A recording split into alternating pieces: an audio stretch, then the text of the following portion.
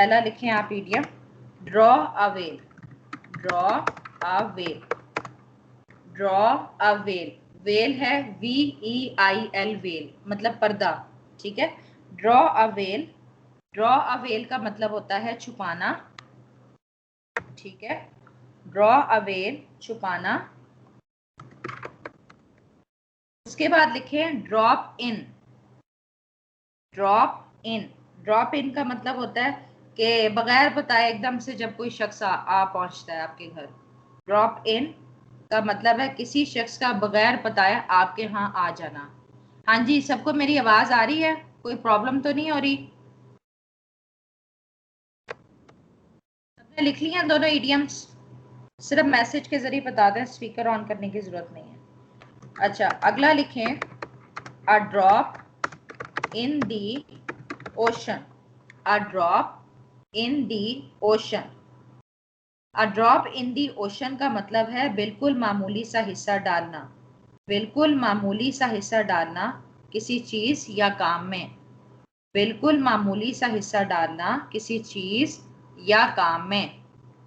हाँ जी, सबने लिख लिया है? मुझे यस और नो में प्लीज मैसेज में बताएं। यस मैम आ रही है, ठीक है।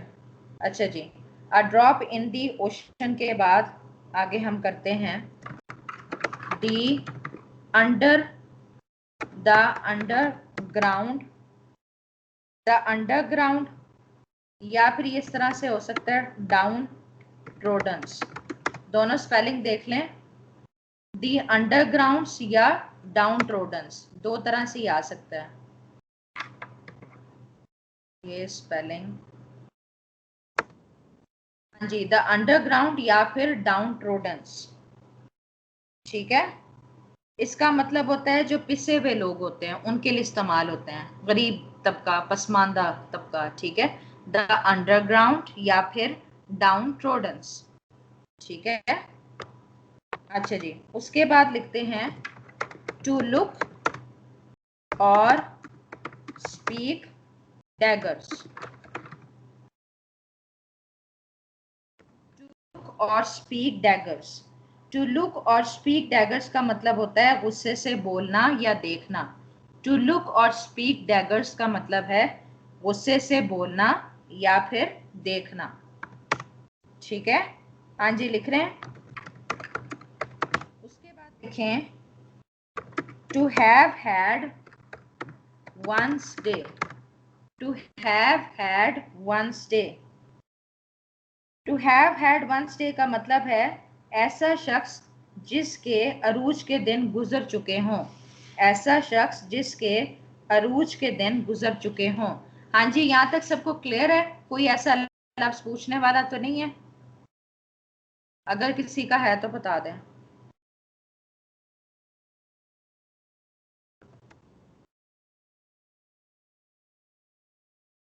जी क्लियर है? यस मैम क्लियर है। अच्छा ठीक है, नेक्स्ट ईडियम लिखें to pay the debt, debt वो कर्ज वाला, DEBT, to pay the debt of nature, to pay the debt of nature. या फिर ये इस तरह भी आ सकता है टू डाई, या फिर टू पास अवे, या फिर ये आ सकता है टू किक द बकेट।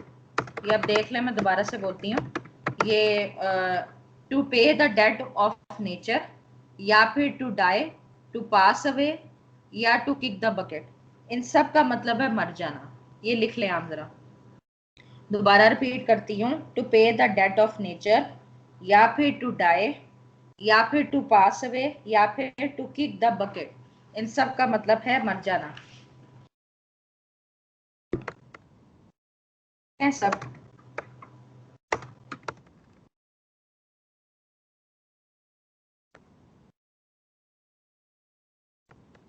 अच्छा जी, नेक्स्ट इडियम है to do a full justice to something, to do a full justice to something, किसी चीज से मुकम्मल इंसाफ करना, किसी चीज से मुकम्मल इंसाफ करना।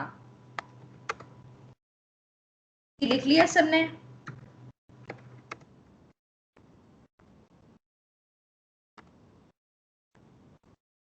नेक्स्ट ईडियम है टू डू, एक मिनट, टू डू नहीं है, sorry, to dog ear a book. दोबारा सुने, to dog ear a book. To dog ear a book का मतलब होता है कि जब आप किताब के सफ़े के किनारे को फोल्ड नहीं कर लेते, उसको कहते हैं किताब के सफ़े के किनारे को फोल्ड करना। इसे हम कहते हैं to dog ear a book. हाँ जी, यहाँ तक लिख लिया सबने?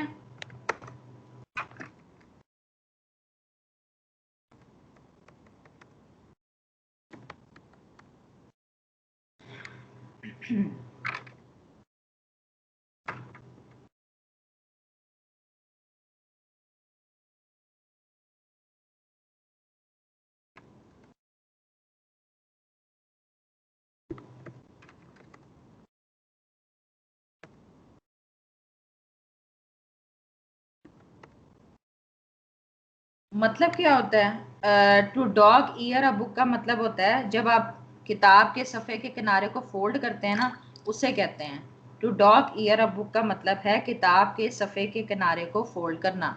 हाँ जी रुजीना, अब आपको समझ आ गया? सेकंड लास्ट वाला जो मैंने बोला था।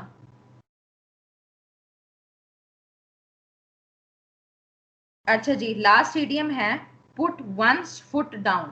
Put one's foot, FOOT, foot down. Put one's foot down का मतलब होता है शदीद मुखालफत करना।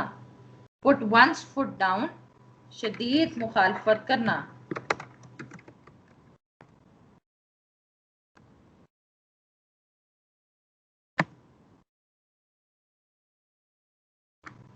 अच्छा निदा, क्या कहते हैं, जब ये इडियम्स 100 हो जाएंगे ना, तब मुझे लाजमी बताना, फिर मैं एक कंबाइंड टेस्ट भी लूंगी। ठीक है? अच्छा जी, ये आपके आज 10 इडियम्स हो गए। अब हम पेयर ऑफ वर्ड्स की तरफ चलते हैं। Pair of words. अच्छा जी, पेयर ऑफ वर्ड्स में हम करते हैं रेन, रेन बारिश, RAIN, रेन वाला। ठीक है, रेन बारिश, और दूसरा रेन है REIGN, रेन। ठीक है, ये वाले रेन का मतलब होता है दौरे हुकूमत।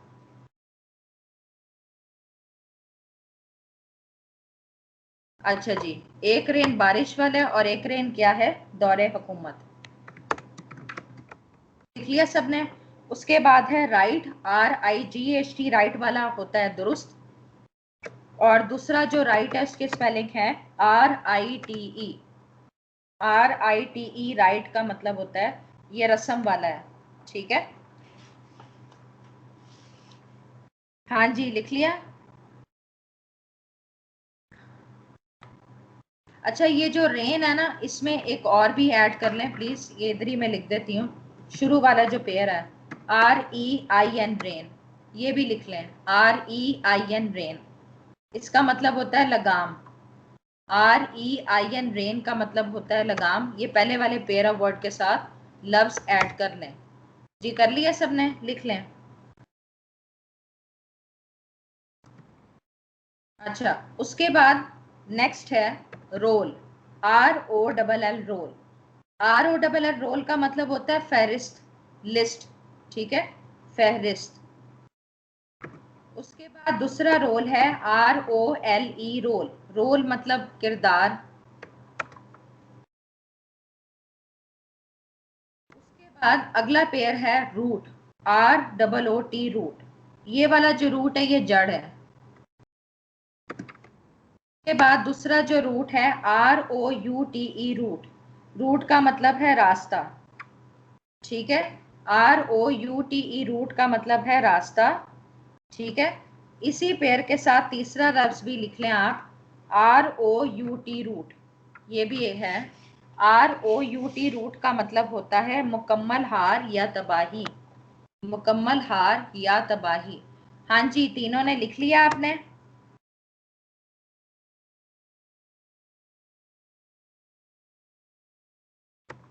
अच्छा जी, अगला पेयर का वर्ड है रिबिलियन। रिबिलियन की स्पेलिंग है REBELLION। RELION, rebellion. रिबिलियन का मतलब होता है बगावत, रिबिलियन बगावत, ठीक है। उसके बाद अगला है रेवोल्यूशन, रेवोल्यूशन इनकलाब, ठीक हो गया। ये आपके 5 पेयर ऑफ वर्ड्स हो गए। अच्छा जी, चलें 26 अप्रैल 2021, ठीक है। अच्छा, एक और है कि फंडामेंटल राइट्स का आपने क्वेश्चन करना था, किया था ना। अच्छा, कल मैंने जो टेस्ट लेना है ये मैं इधर लिख लेती हूँ। Tomorrow will be test of principles of policy. ये जो मेरा हैंड आउट है आप उसको देख लीजिएगा। आपके पास अगर खुद से भी कोई नोट्स बने हुए हैं आप उसको भी कंसल्ट कर सकते हैं। तो ये मैंने कल एक क्वेश्चन का टेस्ट लेना है, और जिसके अभी तक मुझे सेंटेंसेस नहीं पहुंच रहे ना, वो लैदर से मुझे मैसेज करे ताकि मैं उसके ना चेक करूं उसे, ठीक है।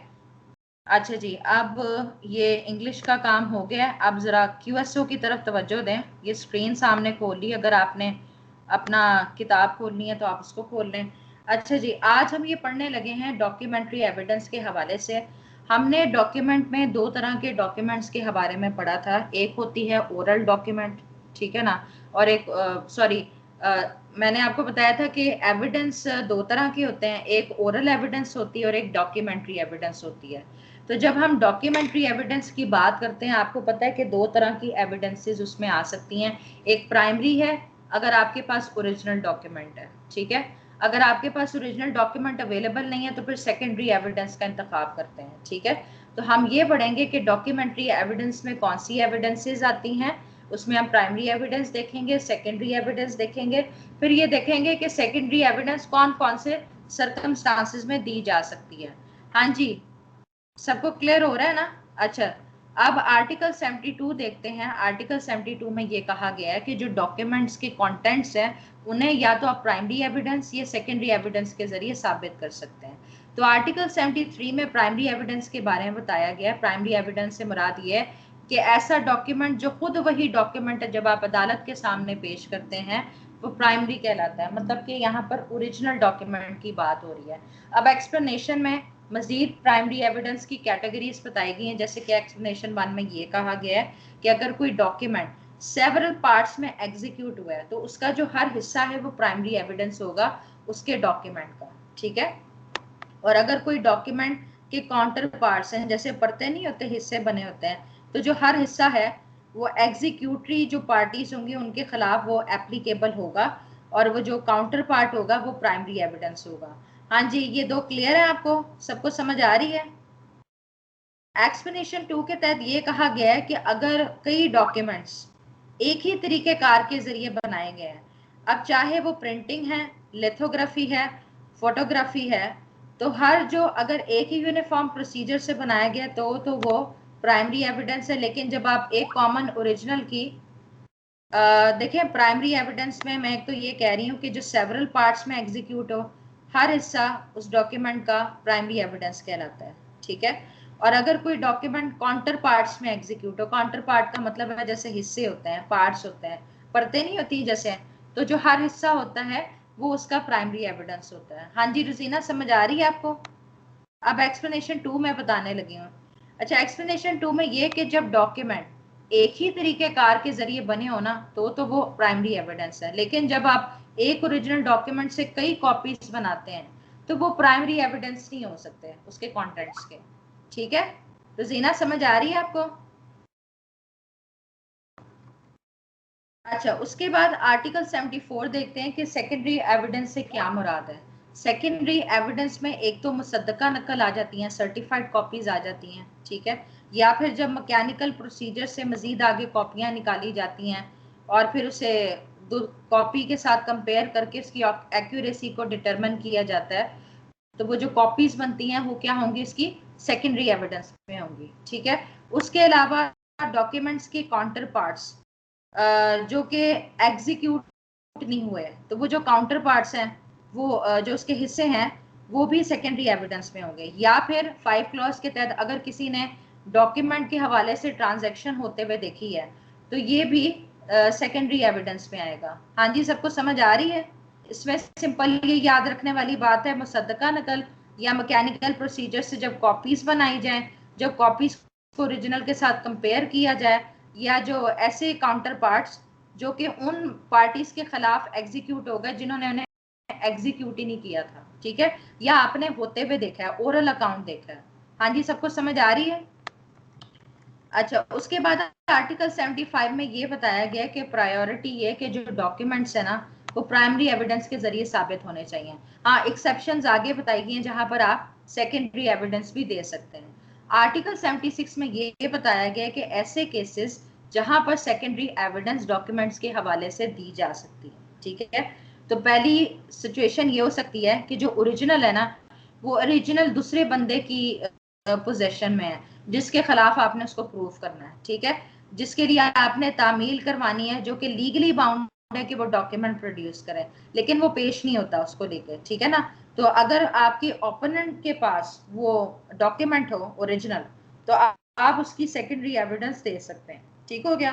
दूसरी बात, बी क्लॉज देखें, अगर मुखालिफ पार्टी या उसके रिप्रेजेंटेटिव इंटरेस्ट आपके ओरिजिनल के कंटेंट्स को एडमिट कर लें रिटर्न में, तो अगर ओपोनेंट साइड एडमिशन दे दें तो उस डॉक्यूमेंट के हवाले से भी आप सेकेंडरी एविडेंस दे सकते हैं, ठीक है।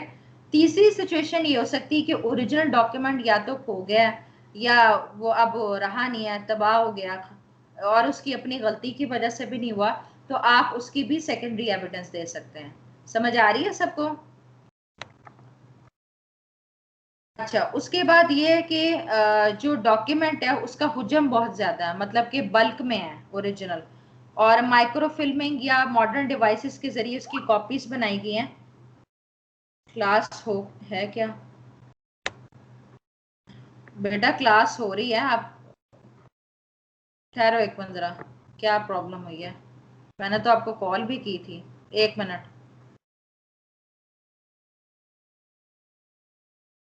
एक मिनट ठहरा।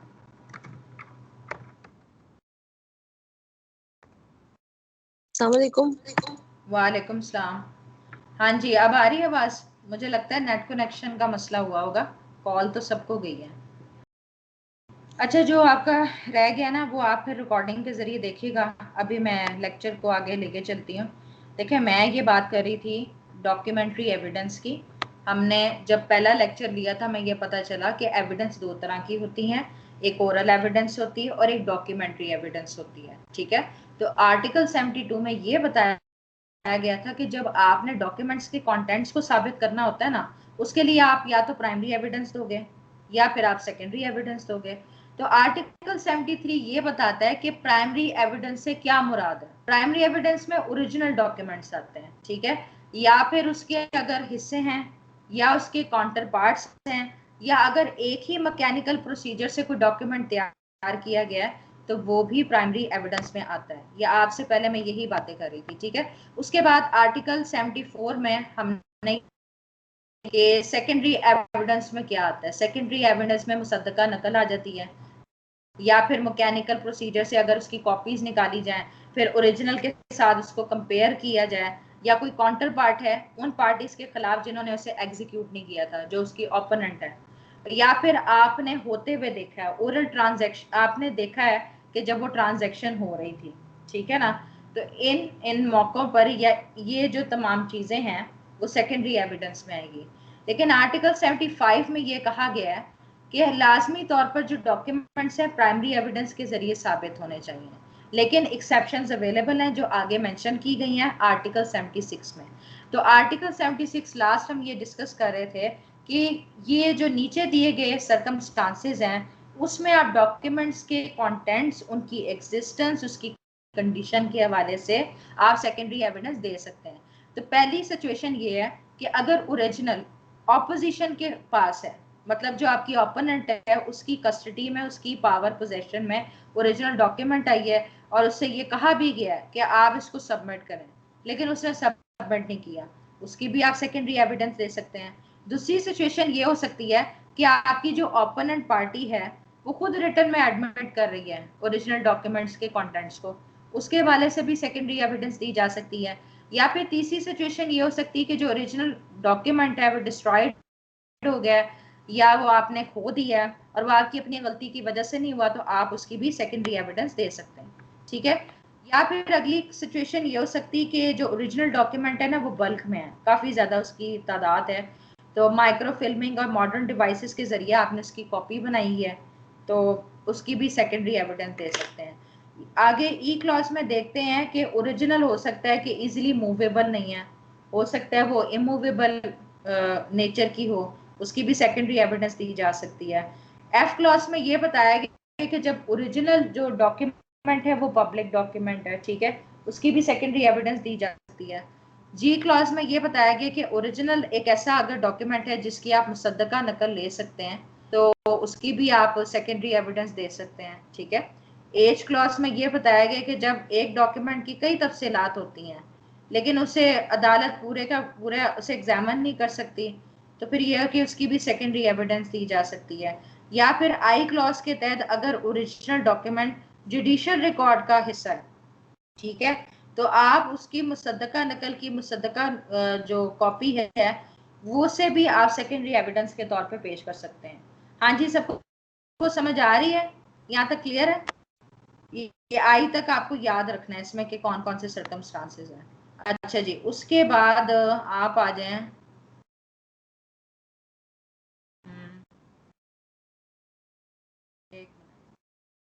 ये आर्टिकल 84 देख लेते हैं। आर्टिकल 84 पे ये कंपैरिजन पे भी आपको क्वेश्चन आ सकता है।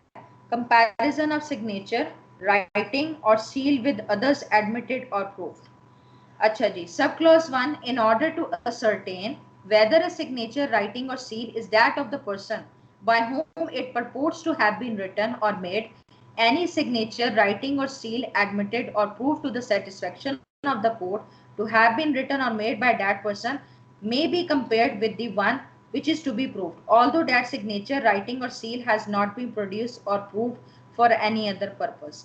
अच्छा, जब आपने ये डिटरमिन करना हो, इस बात का फैसला करना हो कि ये जो डॉक्यूमेंट है क्या इसी बंदे की राइटिंग में लिखा हुआ है, क्या उसी के सिग्नेचर हैं, क्या उसी की सील लगी है, तो फिर क्या होता है, कंपैरिजन के तौर पर उसी की हैंड राइटिंग में लिखवाया जाता है ताकि उसको साबित किया जा सके। ठीक है। अब सब देखें, the court may direct any person present in court to write any words or figures for the purpose of enabling the court to compare the words or figures so written with any words or figures alleged to have been written by such person. फिर अगर वो अदालत में मौजूद होता है तो फिर उससे वर्ड्स और फिगर्स लिखवाए जाते हैं ताकि डिटरमिन ये किया जा सके कि जो फिगर्स हैं या जो वर्ड्स हैं या इसी बंदे से वो लिखे गए हैं, उसी बंदे ने से लिखे हुए हैं, तो उसके लिए कंपैरिजन के लिए कुछ लिखवाया जाएगा अदालत में। ठीक है। अच्छा जी, उसके बाद आर्टिकल 85 में आ जाए, ये भी क्वेश्चन आ सकता है, पब्लिक डॉक्यूमेंट्स और प्राइवेट डॉक्यूमेंट्स कौन से होते हैं।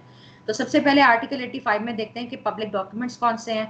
पब्लिक डॉक्यूमेंट्स में जितनी भी ऑफिशियल बॉडीज हैं, आपके जो 3 ऑर्गन्स हैं, अब चाहे वो एग्जेक्टिव है, लेजिस्लेटिव है, जुडिशरी है, अगर उनके रिकॉर्ड, उनके एक्ट्स के रिकॉर्ड का हिस्सा हो, जैसे इसमें लिखा है ना कि सॉवरन अथॉरिटी आ रही है, ऑफिशियल बॉडीज एंड ट्रिब्यूनल्स या public officer, legislative, judicial and executive of any part of Pakistan और ऑफ अ फॉरेन कंट्री। तो ये जो 3 ऑर्गन्स के कामों की जो कार्रवाई है उसके वाले से जो रिकॉर्ड मेंटेन किया जाता है वो भी पब्लिक डॉक्यूमेंट में आता है। ठीक है। उसके बाद 2 क्लॉज के तहत अगर प्राइवेट डॉक्यूमेंट्स का पब्लिक रिकॉर्ड मेंटेन किया है तो वो भी पब्लिक डॉक्यूमेंट्स में आता है। ठीक है। या थर्ड है कि ऐसा डॉक्यूमेंट जो जुडिशियल प्रोसीडिंग्स के रिकॉर्ड के तौर पर रखा गया है, या ऐसा कोई डॉक्यूमेंट जिसे पब्लिक सर्वेंट लॉ के तहत मेंटेन करता है, जैसे कि अदालती कार्रवाई की जो रिकॉर्ड होता है वो अहलमद जो रिकॉर्ड कीपर होता है वो प्रिजर्व करता है, वो भी पब्लिक डॉक्यूमेंट में आता है। या फिर 5 क्लॉज के तहत ऐसा रजिस्टर्ड डॉक्यूमेंट जिसकी एग्जीक्यूशन डिस्प्यूटेड नहीं है। ठीक है, ये भी पब्लिक डॉक्यूमेंट में आएगा। अच्छा, आर्टिकल 86 के तहत प्राइवेट डॉक्यूमेंट जो बाकी रिमेनिंग बचते हैं, या आप ऐसे कह दें कि 2 पार्टीज के दरमियान उनकी ट्रांजैक्शन है, तो वो प्राइवेट डॉक्यूमेंट्स में आएगा। अच्छा जी, मजीद अब ये देखते हैं कि पब्लिक डॉक्यूमेंट को साबित करने के लिए आप कौन कौन से तरीक़ेकार अडॉप्ट कर सकते हैं। आर्टिकल 87 के तहत आप उसकी मुसद्दका नकल भी निकलवा सकते हैं। उसके लिए आपको प्रिस्क्राइब फीस देनी पड़ेगी, फिर आपको सर्टिफिकेट जारी कर दिया जाएगा कि उस डॉक्यूमेंट की ये ट्रू कॉपी है, ठीक है। और जो आपको मोहर लगा के कॉपी दी जाएगी वो सर्टिफाइड कॉपी होगी, ठीक है। इस पर्पस के लिए जो ऑफिशियल ड्यूटी के हवाले से जिसे ऑथराइज किया जाता है वो फिर वही उसकी डॉक्यूमेंट्स की कस्टडी रखता है, ठीक हो गया।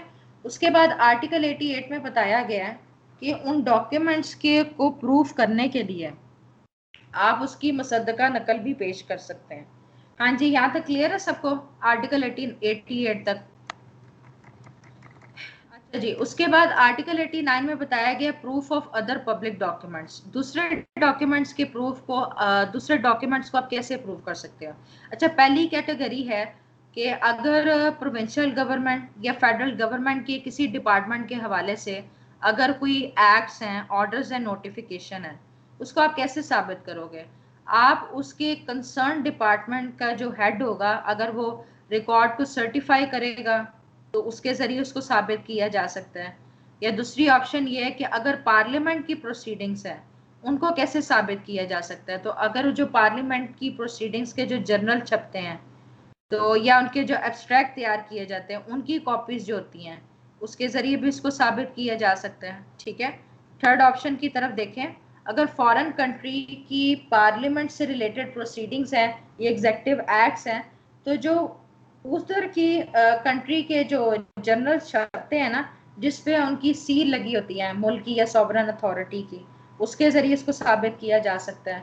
या पाकिस्तान की म्यूनिसिपल बॉडी की प्रोसीडिंग्स है तो जो उन प्रोसीडिंग्स की कॉपीज का जो रिकॉर्ड रखता है, जो रिकॉर्ड कीपर है और उस पर सर्टिफाइड होता है, उसकी मोहर लगी होती है, तो वो उसके जरिए भी इसको साबित किया जा सकता है।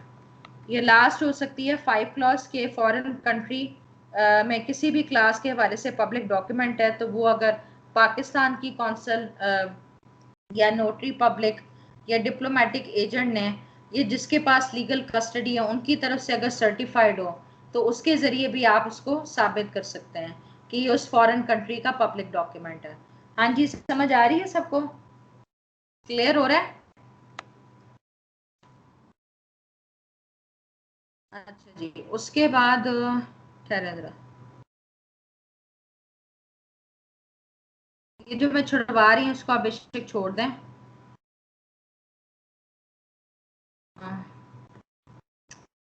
ये आर्टिकल 111 पे आ जाए। अच्छा, ये ऐसे फैक्ट्स हैं, ये जुडिशियल नोटिस के तौर पे ये क्वेश्चन आपको आ सकता है। ये ऐसे फैक्ट्स जिनको साबित करने की जरूरत नहीं होती, अगर अदालत मतलब को उसको लगता है तो अदालत खुद उस पर नोटिस लेगी। ये ऐसे कुछ फैक्ट्स हैं जिसपे अदालत लाजमी तौर पे जुडिशियल नोटिस लेगी, ठीक है। अच्छा जी, टॉपिक क्या है, facts which need not be prove. Article 111 में ये कहा गया है कि इसकी वर्डिंग है कि no fact of which the court will take judicial notice need be prove. मतलब जिस चीज का अदालत को जुडिशियल नोटिस लेगी उन फैक्ट्स को साबित करने की जरूरत नहीं होती, ठीक है। उसके बाद आर्टिकल 112 में कैटेगरीज बताई गई हैं, फैक्ट्स बताए गए हैं कि जिसमें अदालत लाजमी तौर पर इन मामलात के हवाले से जुडिशियल नोटिस लेगी।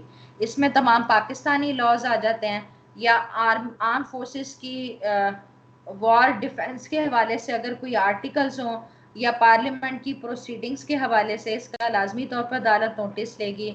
या फिर जितनी भी पाकिस्तान में जो अदालतें हैं उस उनकी जो मोहर होगी, जो उन्हें सील प्रोवाइड की जाती है, अब उसमें किसी भी किस्म की कोर्ट्स आ सकती हैं, फौज की भी कोर्ट्स आ सकती हैं या जो नेवी की कोर्ट्स हैं वो भी आ सकती हैं। ये जितनी भी कोर्ट्स पाकिस्तान में स्टैब्लिश्ड हैं वो सारी आ सकती हैं।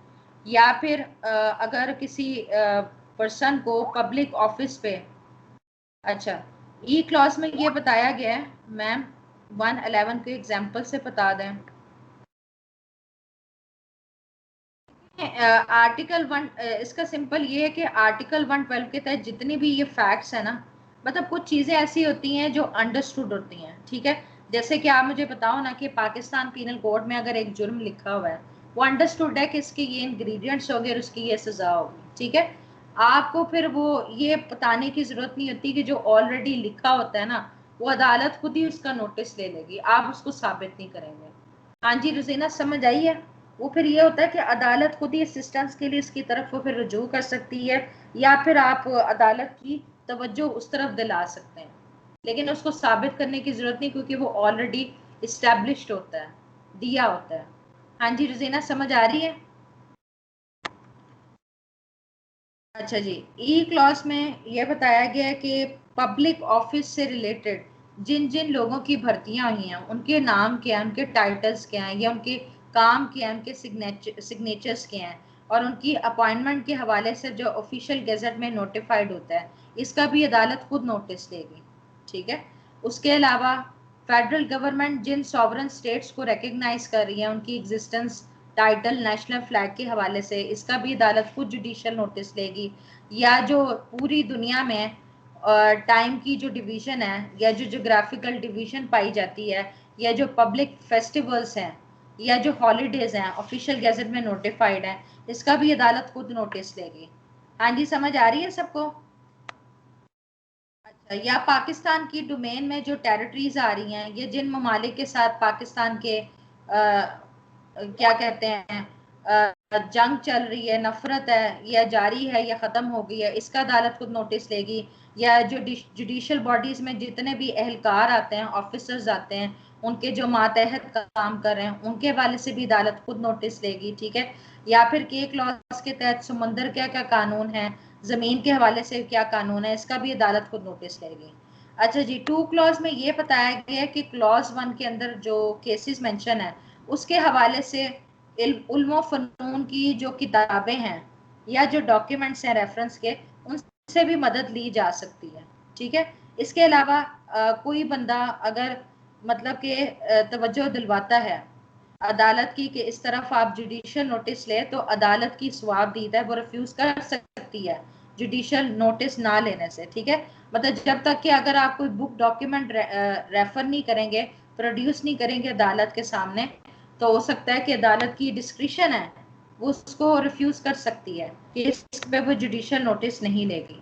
अच्छा जी, उसके बाद आर्टिकल 113 में जनरल रूल ये बताया गया कि जिन फैक्ट्स को एडमिट कर लिया जाता है ना, जैसे कि आपकी ओपोनेंट साइड है, उन्होंने मान ली आपकी एडमिशन को, तो उसको साबित करने की जरूरत नहीं है, लेकिन प्रोवाइजो के मुताबिक यहाँ पे भी अदालत अपनी डिस्क्रिशन इस्तेमाल कर सकती है कि जो एडमिटेड फैक्ट्स है ना, उनको साबित करने के लिए अदालत आपको कह सकती है। ठीक है। यहाँ तक क्लियर है सबको? अच्छा जी, उसके बाद हम एस्टॉपल देखते हैं आर्टिकल 114 में। एस्टॉपल सिंपल ये मतलब ये है कि जब आप डिक्लेयर करते हैं या कोई एक्ट करते हैं और इंटेंशनली आप दूसरे को ये बिलीफ दिलाते हैं कि वो इस पर अमल पैरा हो जाए या आपकी बात की सच्चाई को मान ले, तो बाद में आप या आपके रिप्रेजेंटेटिव उस बात की सच्चाई से निगेट नहीं कर सकते, डेविएट नहीं हो सकते, आपको मानना पड़ेगा। मतलब एक तरह से स्टॉप लग जाएगा। जैसे कि आपने पुलिस ऑफिसर के सामने बयान पहले लिखवाया किसी भी केस में, बाद आपकी शहादत हुई है अदालती प्रोसीडिंग्स में, फिर आपकी तवज्जो दिलवाएगी कि आपने ये कहा था, तो आप ये कहा था और आप कहते हैं नहीं ये मैंने नहीं कहा था, आप उससे मुकर नहीं सकते। ठीक है। तो ज्यादा ये रूल एविडेंस में इस्तेमाल होता है। आर्टिकल 114 जरा तवज्जो दें, स्टॉपल में क्या कहा है कि when one person has by his declaration, act और omission intentionally caused or permitted another person to believe a thing to be true or to act upon such belief, neither he nor his representative shall be allowed in any suit or proceeding between himself and such person or his representative to deny the truth of that thing. Clear हो गया आपको? बाकी जो estoppel की kinds 3 किस्म की हैं, जिसमें एक बाय एक्ट डेक्लेरेशन हमने पढ़ लिया है। ठीक है। और एक बाय जजमेंट होता है कि अदालती फैसला हो जाता है, वो पार्टीज को मानना ही पड़ता है।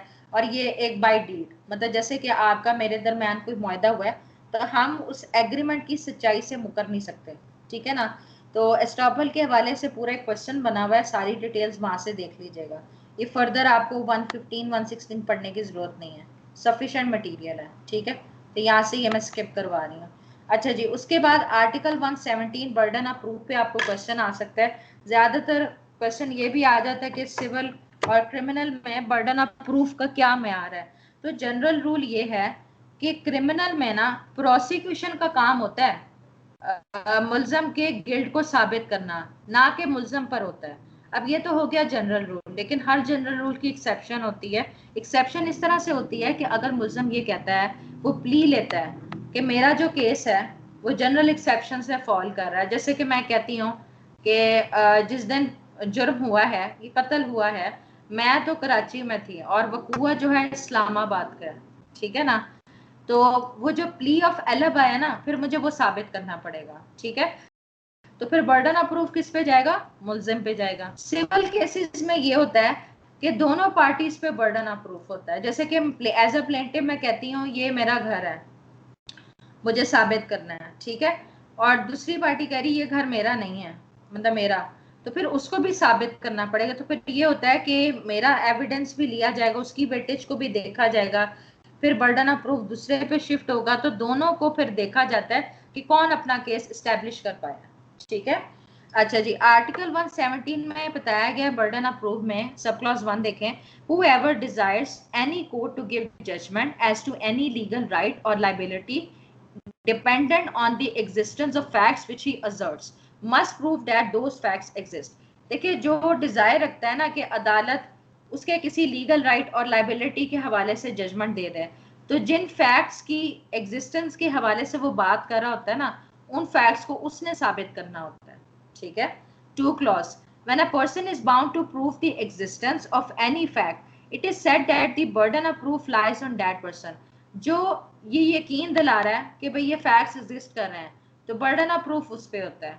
समझ आ रही है आपको? अच्छा, उसके बाद आर्टिकल 118 है, on whom burden of proof lies। The burden of proof in a suit or proceeding lies on that person who would fail if no evidence at all were given on either side। मतलब burden of proof उस पे है ना कि अगर दोनों तरफ से शहादत नहीं आएगी तो वो तो नाकाम हो जाएगा अपने केस को स्टैब्लिश करने में, ठीक है। अच्छा जी, उसके बाद आर्टिकल 119 देखते हैं, burden of proof as to particular fact। The burden of proof as to any particular fact lies on that person who wishes the court to believe in its existence unless it is provided by any law that the proof of that fact shall lie on any particular person। अच्छा, जब आप कहते हो कि मखसूस कोई fact है जो इस बंदे की नॉलेज में है, तो वो उसको साबित करेगा। अदरवाइज अगर कोई कहता है कि भाई इस पर्टिकुलर फैक्ट के हवाले से अदालत यकीन कर ले, तो फिर साबित उसको ही करना पड़ेगा। समझ आ रही है सबको मेरी? कोई कंफ्यूजन तो नहीं हो रही? क्लियर है? अच्छा जी, आर्टिकल 121 ये मुल्जिम की साइड से एक एक्सेप्शन के हवाले से आर्टिकल है। 121 को लाजमी मेंशन कीजिएगा। Burden of proving that case of accused comes within exception. आ रही है समझ? ठीक है। When a person is accused of any offense, the burden of proving the existence of circumstances bringing the case within any of the general exceptions in the Pakistan Penal Code or within any special exception or proviso contained in any other part of the same code or in any law defining the offense is upon him, and the court shall presume the absence of such circumstances। देखें, जब किसी कोई बंदा है जिस पे किसी offence का इल्जाम है, अब बर्डन ऑफ प्रूफ उस पे होगा जनरल एक्सेप्शंस के हवाले से, जब वो ये कह रहा है कि उसका केस जनरल एक्सेप्शन में फॉल करता है, क्योंकि अदालत तो यही प्रिज्यूम करेगी कि वो चीज एग्जिस्ट ही नहीं करती, तो फिर मुल्जिम को साबित करना पड़ेगा, ठीक है। अच्छा जी, उसके बाद आप आ जाए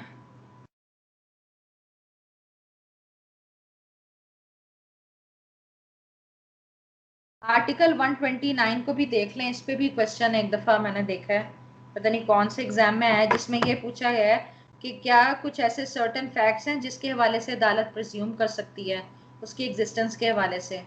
आर्टिकल 129, कोर्ट में presume existence of certain facts. The court में presume the existence of any fact which it thinks likely to have happened, regard being had to the common course of natural events, human conduct and public and private business in their relation to the facts of the particular case। देखिए, कुछ facts की existence के हवाले से अदालत presume कर सकती है कि नेचुरली इवेंट्स ऐसे ही अकर होते हैं, या ह्यूमन कंडक्ट ऐसे ही होता है, या पब्लिक प्राइवेट बिजनेस इसी तरीके से कंडक्ट किया जाता है, ठीक है। तो नीचे अब इलस्ट्रेशंस में कुछ प्रिजम्पशंस लेट डाउन हुई हैं, ठीक है। इलस्ट्रेशन में देखें, द कोर्ट में presume A clause that a man who is in possession of stolen goods soon after the theft is either the thief or has received the goods knowing them to be stolen unless he can account for his possession. देखें, एक बंदे के पास अगर चोरी का माल है, अगर चोरी के फौरन बाद उसने वो चीज उसके कब्जे में है और अगर उसके वाले से वो सही तरह नहीं बता रहा, तो हम यही कहेंगे ना कि इस बंदे के पास चोरी का माल है. ठीक है. B clause that an accomplice is unworthy of credit unless he is corroborated in material particulars. अच्छा, जब तक कि शरीके जुर्म की बात की तस्दीक ना कर ली जाए वो भरोसे के काबिल नहीं है. ठीक है. C clause that a bill of exchange accepted or endorsed was accepted or endorsed for good consideration. अच्छा, जहां पर कोई बिल ऑफ एक्सचेंज जैसे कि एक्सेप्ट कर लिया गया, उसके ऊपर तस्दीक दे दी गई है, तो इस बात का सबूत है ना कि आपने कंसिडरेशन को एक्सेप्ट कर लिया है और उसके ऊपर एंडोर्समेंट दे दी है. ठीक है. D clause that a thing और state of things which has been shown to be in existence within a period shorter than that within which such things or state of things usually cease to exist is still in existence. अच्छा, कुछ ऐसी चीजें हैं जो normally shorter time के लिए extend करती हैं और वो उसके बाद सीज कर जाती हैं, तो वो स्टिल इन एग्जिस्टेंस है, तो उसके वाले से भी अदालत प्रिजम्पशन ले डाउन कर सकती है. ठीक है. ई क्लॉज है that judicial and official acts have been regularly performed. F that the common course of business has been followed in particular cases, कि जैसे ये काम इसी अंदाज में होता है. G clause that evidence which could be and is not produced would if produced be unfavorable to the person who withholds it. अच्छा, अगर एक एविडेंस है जो पेश की जा सकती है उसने पेश नहीं की, तो नॉर्मली ये प्रिज्यूम किया जा सकता है कि अगर वो उसे पेश करता तो वो उसकी फेवर में ना जाती, अनफेवरेबल जाती. As clause that if a man refuses to answer a question which he is not compelled to answer by law, the answer if given would be unfavorable to him. मतलब अगर कोई refuse कर देता कि मैं सवाल का जवाब नहीं दूंगा, तो उसे उसके लिए कंपेल नहीं किया जाएगा, तो ये प्रिज्यूम किया जा सकता है कि अगर वो जवाब देता तो उसकी उसकी फेवर में ना जाता है वो. I clause that when a document creating an obligation is in the hands of the obliger, the obligation has been discharged. देखें, जब कोई जिम्मेदारी पूरी करने के लिए कोई डॉक्यूमेंट मेरे पास है तो नॉर्मली यही प्रिज्यूम किया जाएगा ना कि इसने जिम्मेदारी अपनी पूरी कर दी है. हाँ जी, समझ आ रही है आपको? तो ये जो सर्कमस्टांसेस हैं ये आपने देखना है. क्लियर हो गए जी? सबको समझ आ रही है? आवाज आ रही है सबको? अच्छा, मुझे आप ये बताएं कि जो मैंने एफपीएससी की किताब कही थी, क्या वो सबने परचेज कर ली है? अस्मा, सना, निदा, अफीफा, आप सबने किताब ले ली है? अस्मा, आपने पीडीएफ आपने रिसीव की है जो मैंने उधर शेयर की थी व्हाट्सएप ग्रुप में? अगर मैं टेस्ट दूं तो क्या आप उससे टैली कर सकती हो?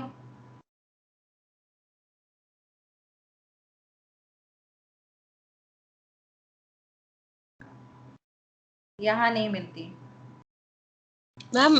सॉरी, मैंने कर लिया, आपसे पूछे बगैर. जी जी बोलें. मैम, आपने पीडीएफ में जी जी मैंने पीडीएफ में भेजी थी, आप उससे पढ़ सकती हो, या फिर अगर नहीं पढ़ सकती तो फिर तो आपको ऑर्डर करनी पड़ेगी अपनी जगह पे, सुबह आ जाएगी. हाँ जी बोलें. अच्छा, मैं फिर ना उससे सुबह बात करती हूँ, मैं पूछती हूँ कि पेशावर में वो डिलीवरी करते हैं कि नहीं करते हैं, पूछना पड़ेगा, मैं आपको सुबह बताऊंगी. तो फिलहाल अगर फॉर द टाइम बिंग पढ़ना हो तो क्या आप पीडीएफ से देख सकती हैं या मुश्किल है? देख सकती हूँ मैम. अच्छा, देख सकती हैं. अच्छा, ऐसा है कि मैंने सबसे, आप सुन लें, पहले 2 मॉडल पेपर्स का टेस्ट लेना है. अगर टेस्ट से पहले अगर कोई प्रॉब्लम आ रही है वो मुझे आप अलहदा से बता दीजिएगा, आप कहेंगी तो मैं पेजेस भी शेयर कर दूंगी. ठीक है. तो अपनी प्रॉब्लम्स मुझे पहले बताइएगा. पहले 2 मॉडल पेपर्स आप सब कल के लिए तैयार कर लें, मैं आपसे वो सुनूंगी. ठीक है. और प्रिंसिपल्स ऑफ पॉलिसी का मैंने आपको क्वेश्चन दिया हुआ है, वो आपने तैयार करना है और अपने सेंटेंसेस को कंप्लीट करना है. ठीक है, सही है. अच्छा जी, उसके बाद आर्टिकल 131 की तरफ तवज्जो दें. इस पे भी आपको किसी क्वेश्चन में इसका रेफरेंस इस्तेमाल हो सकता है कि जब किसी एविडेंस को एडमिट करना होता है प्रोसीडिंग्स में, तो अदालत उसकी एडमिसिबिलिटी के हवाले से फैसला कर सकती है कि अगर मैं इसको इजाज़त दे दूं कि भाई इसकी एविडेंस एडमिट कर ली जाए तो किस तरह ये केस के साथ रेलेवेंट हो सकती है, तो उसकी रेलेवेंसी को डिसाइड करना ये अदालत की डिस्क्रिशन होती है। ठीक है, उस हवाले से आप आर्टिकल 131 इस्तेमाल करेंगे, क्वेश्चन आया हुआ है इसलिए ये आर्टिकल पढ़ना जरूरी है।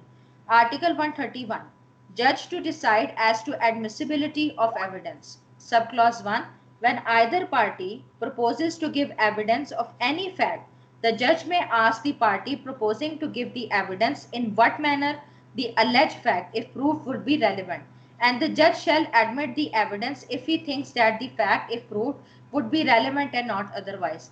अगर पार्टीज में से कोई प्रपोज करता है कि इस फैक्ट के हवाले से वो एविडेंस देना चाह रहा है तो अदालत तो जज पार्टी से पूछ सकता है कि किस तरह से ये अलेज फैक्ट अगर प्रूफ हो जाता है केस के साथ रेलेवेंट हो सकता है। ठीक है, उसके बाद 2 क्लॉज देखते हैं। If the fact propose to be proved is one of which evidence is admissible only upon proof of some other fact, such fact, last mentioned fact, must be proved before evidence is given of the fact first mentioned, unless the party undertakes to give proof of such fact and the court is satisfied with such undertaking. देखें, जब आपने कोई propose किया fact लेकिन उसकी evidence को admissible बनाने के लिए ज़रूरी है कि पहले आप एक फैक्ट को साबित करें, तो पहले उस फैक्ट को साबित करेंगे तो उसके बाद ही दूसरा फैक्ट एडमिसिबल होगा। अच्छा जी, यहाँ तक क्लियर है?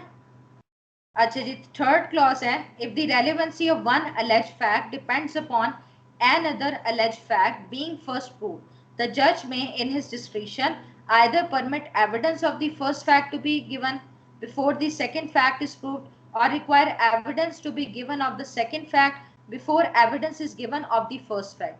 मतलब जब एक फैक्ट जो आपने अलेज किया उसकी रेलिवेंसी दूसरे अलेज फैक्ट पे डिपेंडेंट है जिसमें पहले एक फैक्ट को साबित करना जरूरी है, तो फिर अदालत उसमें से कोई भी फैक्ट की एविडेंस को परमिट कर सकता है। ये 2 क्लॉज के साथ पढ़ा जाएगा। हाँ जी, समझ आया कि नहीं आया? यहाँ तक क्लियर हुआ है आपको? यहाँ तक क्लियर है जी? सबको समझ आ रही है?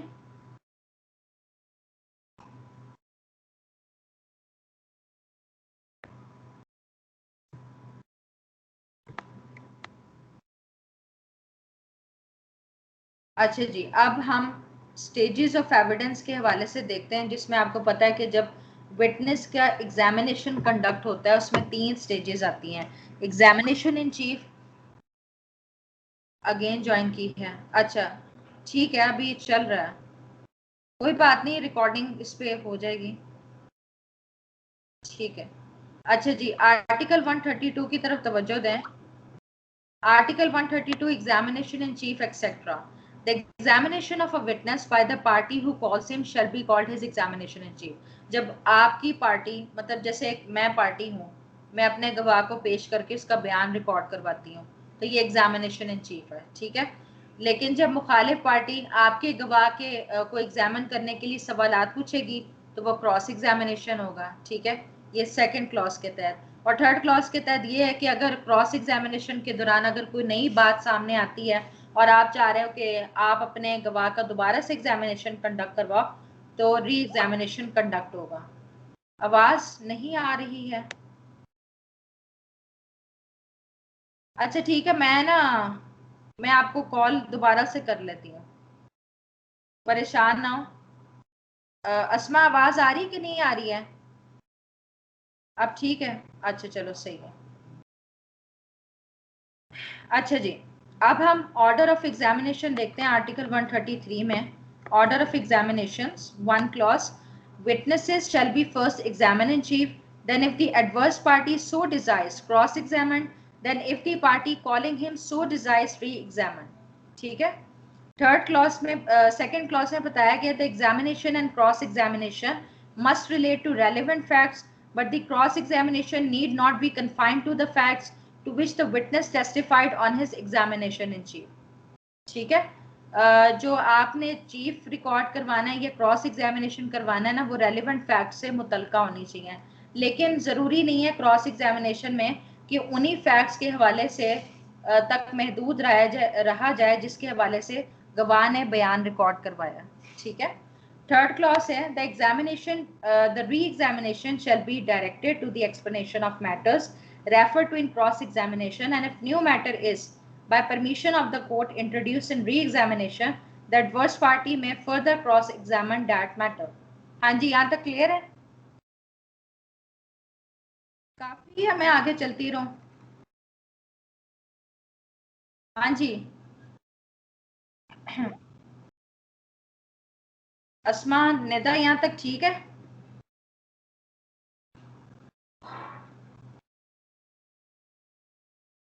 चलें फिर इसको हम लीडिंग